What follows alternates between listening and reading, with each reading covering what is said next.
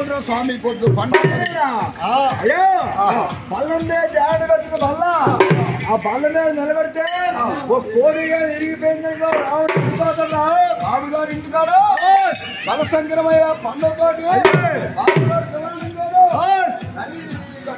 రాముడు అదే వెళ్ళిపోరా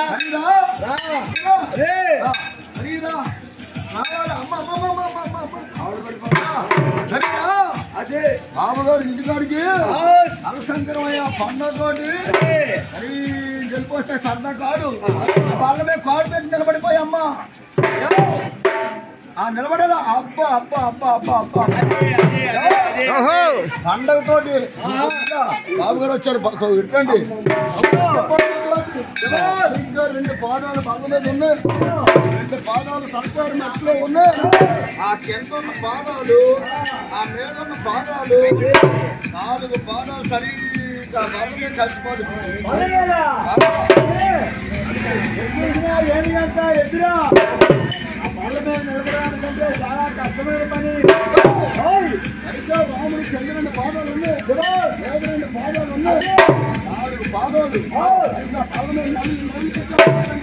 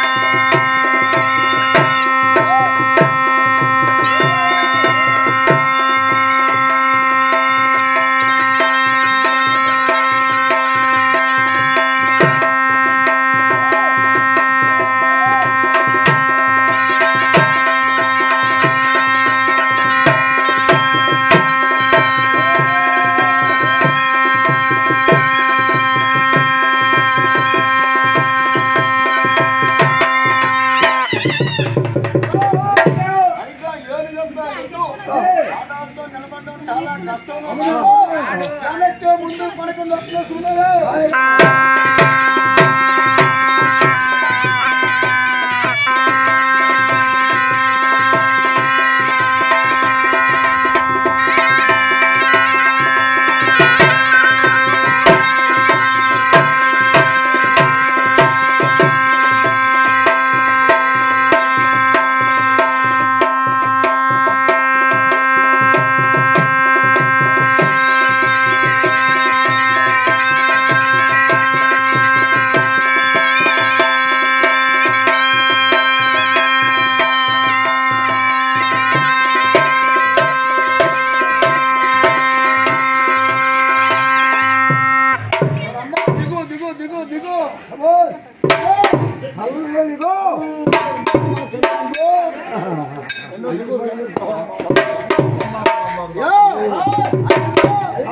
అదొక పని కాదు. ఆంధ్రదేశంలో గాని, తెలంగాణలో గాని, అమెరికాలో గాని, ఆస్ట్రేలియాలో గాని కానూరులు వేసుకుంటే గొడుగు పావడ, చైనాలో కానీ సందర్భం వచ్చినప్పుడు సరిగ్గా కోనారులు వేసుకుంటే గొడుగు పావడ, పీట మీద పావడ పెట్ట, పావడ మీద రాముడు పాదం పెడతా, ఒక్కొక్క పావుడికి 2 పాదాలు తొడుగుద్ది.